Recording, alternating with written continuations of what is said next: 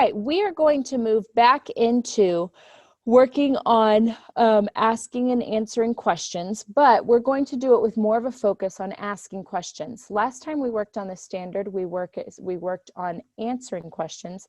This time we're going to focus on asking them, okay?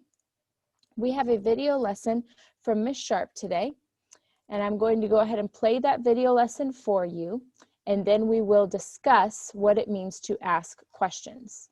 Hi, third grade. Today we're going to be reviewing asking questions. And remember, we ask questions to understand what we're reading.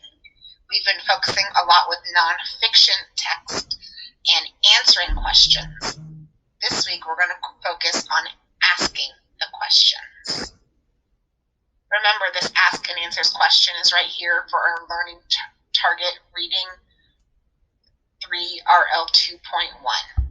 Ask and answer questions to demonstrate understanding of a text, referring explicitly to the text as the basis for answers.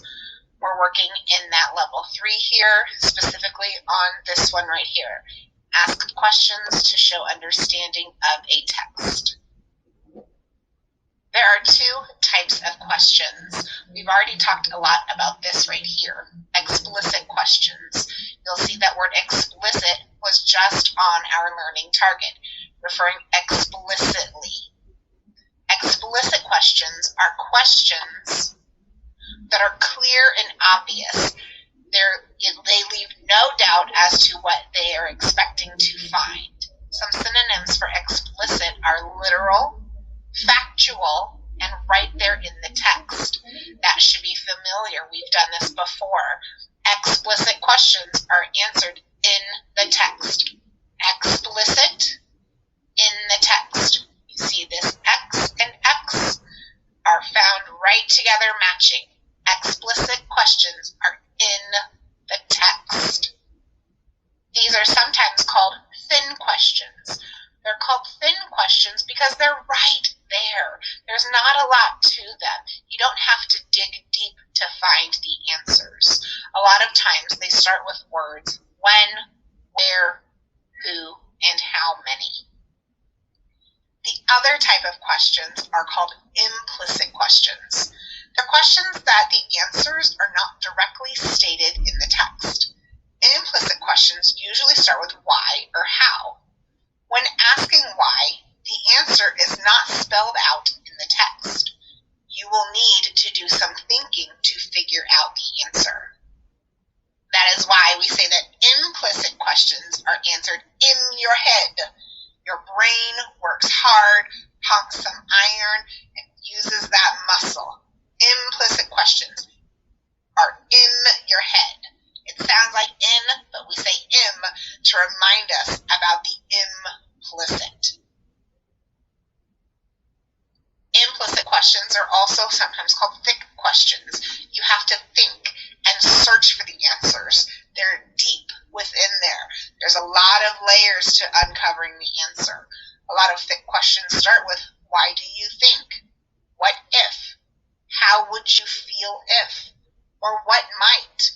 You use information that you find in the text, and then you use your brain to search for the answer and to think about it.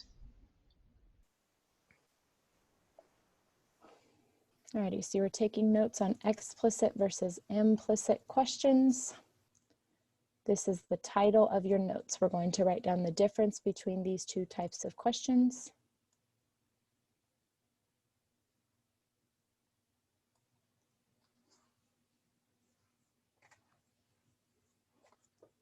Okay, so explicit questions are clear and obvious.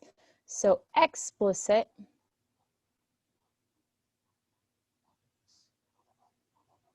questions are clear and obvious.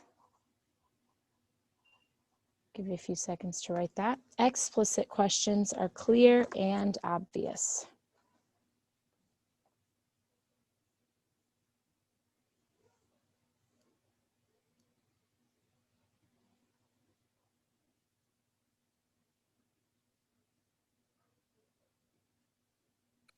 Miss Susa, it's kind of hard to see your writing.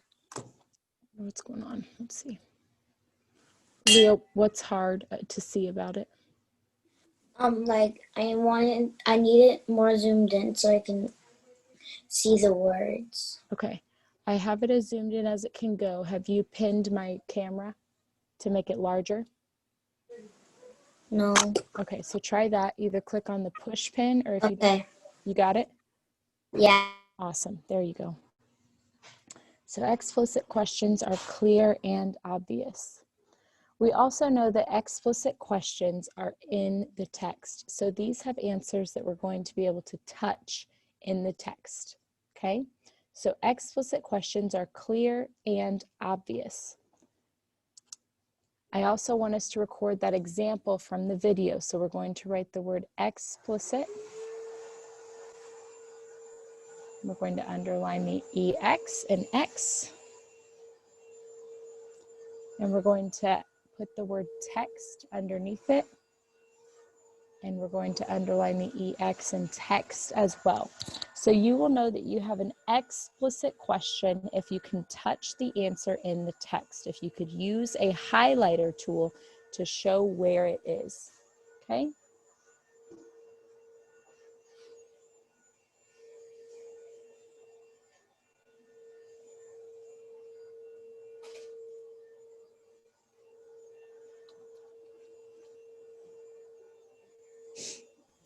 Could you please not go to the next one yet? Yep, I got you.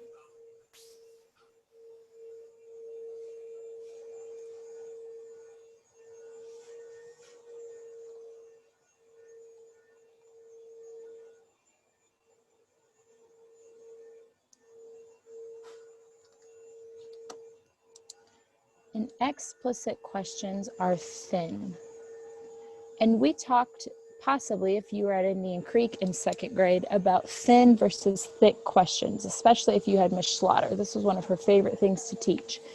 Thin questions and thick questions. So you can kind of think about it like a favorite food or a sandwich. You don't want a little skinny, teeny, tiny question or a little skinny, teeny, tiny sandwich. You want something thick that's got some flavor to it, right? So explicit questions are great for comprehension, but they don't really challenge us because we're able to just go, boom, there's the answer and touch it, right? So we want to get to a place where we're asking some thick questions or what we call implicit questions. And we'll take notes on those next. I'm going to give you another minute or so to catch up on this, and then we're going to move on. If you don't keep up, remember that's okay. I will upload a picture of these notes onto Seesaw. All right?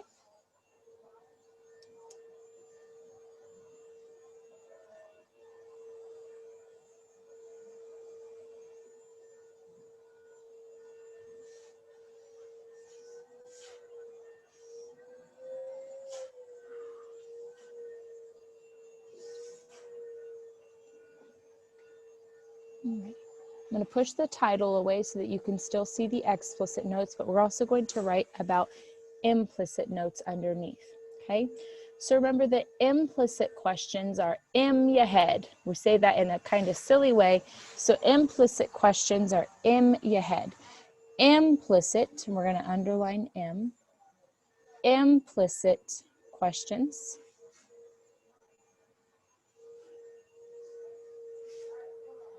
are not directly stated.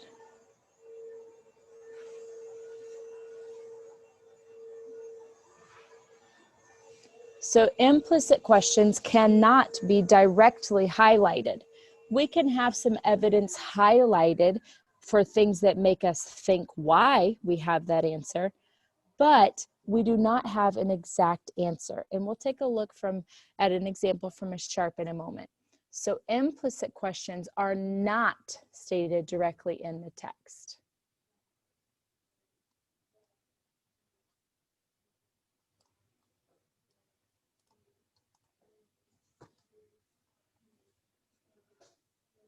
The last little thing that we'll write is that silly reminder that implicit questions are in your head. They're in your head, okay?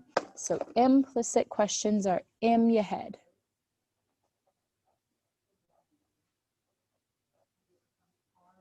Implicit questions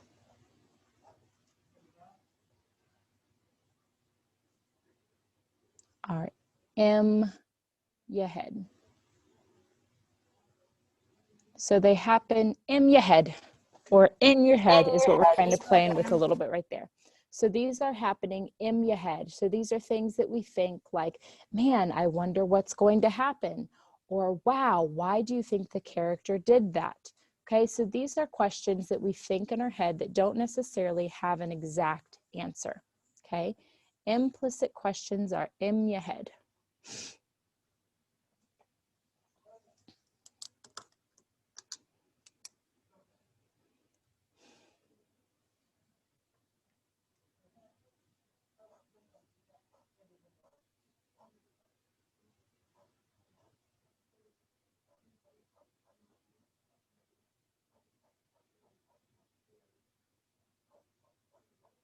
We call implicit questions thick questions because there's a lot of detail to the answer. There's a lot of thinking that goes into answering them. There's also a lot of textual evidence that we need to prove why we're thinking that. So these are called thick questions. Can we say the last word? I'm not sure what you mean, Terrence. The black highlight. Oh.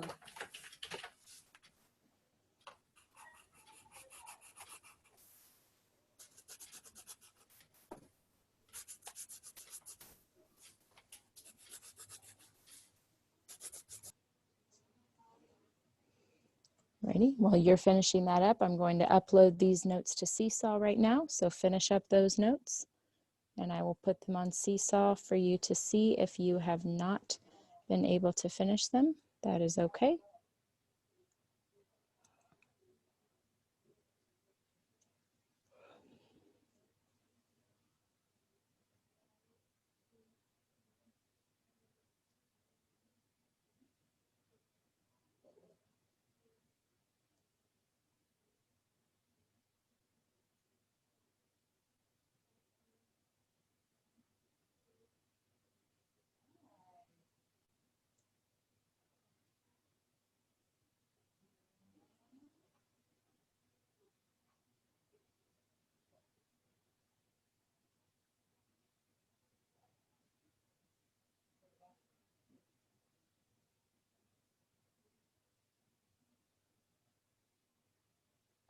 Okay, that item has been uploaded to Seesaw, so you can see it right there on Seesaw. It is inside of your ELA folder. So if you did not finish taking these notes, that is okay. You can copy them down during work time, especially because of that fire drill. We do need to get moving on. Okay, so please copy these later. If you did not get to them now, please do not continue to copy them now because then you'll miss the rest of the lesson. Okay. All right, so I'm coming back to you. We're going to take a look at Ms. Sharp asking some examples of thick and thin questions now. Go. Perfect. All right, here are some examples of thick and thin questions. Our passage that we are all very familiar with about Alex. And remember Alex and his white KDs. We've talked a lot about asking and answering questions from this text. Right now, we're going to practice, and I'm going to model for you how to write explicit thin questions or implicit thick questions. Remember, our thin questions are going to start with when, where, who, how many. So a thin explicit question for this might be a question like about where he was. So I might want to know, I'm going to make this red to match, thinking about that explicit.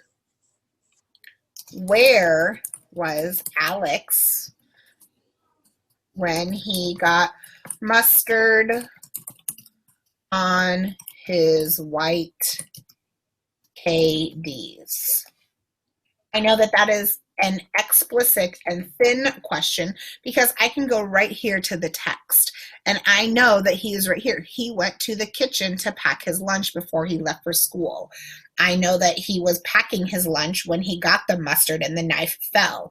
So therefore, the answer is simply right here in the text. It is explicit. An implicit question is one that's not going to be answered in the text, one that I'm really going to have to use what I read and think about it. And remember, those are going to start with how or why. You know, why do you think? What if? How would you feel if? What might? Okay? So an implicit question for this that you might have to think about could be, what if Alex is not able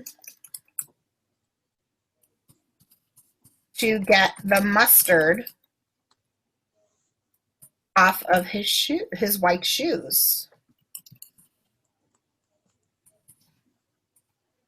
of his white KDs? Or how about, what would Alex do? What will Alex do if he is not able to get the mustard off of his white KDs? So that is the difference between our thick implicit question and our thin explicit question. We can find the answer to where Alex got the mustard on his white KDs right here in the text, but we don't know what Alex will do if he's not able to get mustard off of his white KDs. I could use what I know.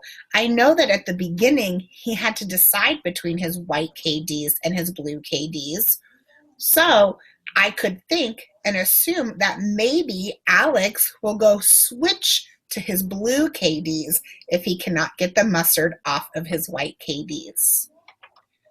I hope this helps you understand a bit more about the best way to ask questions while you are reading a text. Okay, so again, we have that goal of asking questions to show understanding of a text. That's what we're focusing on for a little bit. You are going to be completing an assignment on Seesaw that is attached to this video. And the assignment that is attached asks you to write one explicit question and one implicit question. Use your notes to help you remember that explicit questions should have an answer that you can touch. Implicit questions might not. Implicit questions might be something that you are wondering, but it has to be connected to the text, okay? So in Seesaw, you have been released this assignment. It says, watch the video to learn about explicit thin and implicit thick questions. We've done that. Click Add Response to open the activity. On slide 1, use the drag tool to sort the questions as explicit or implicit questions. On slide 2, read the text and use the label tool to write one explicit and one implicit question. Read over your work and press the check when finished. So when I upload my work, the first slide I have questions, and I will drag these to either explicit or implicit. Can I touch the answer? Can I not touch the answer? So what color are the shoes? That would be an explicit question, because right here in the text, I could touch from the text that we had that they were white or blue, okay? On slide 2, you have a new text that you have not read before. You will use the label tool to type an explicit question and an implicit question about this text. So something with an answer right there and something with a wondering that you have. Okay? Coming back to you for quick questions. What questions can I answer about this assignment expectation? All right, so you are getting ready to go on to your break for 10 to 15 minutes, and then you're going into work time. You have 2 assignments. You need to record yourself being assertive from our lesson this morning on second steps, and you need to complete this implicit explicit question. Okay? You will be back online at 10:30 for math. All right? Implicit and explicit questions, being assertive, and then 10:30 for math. All right? I will see you then.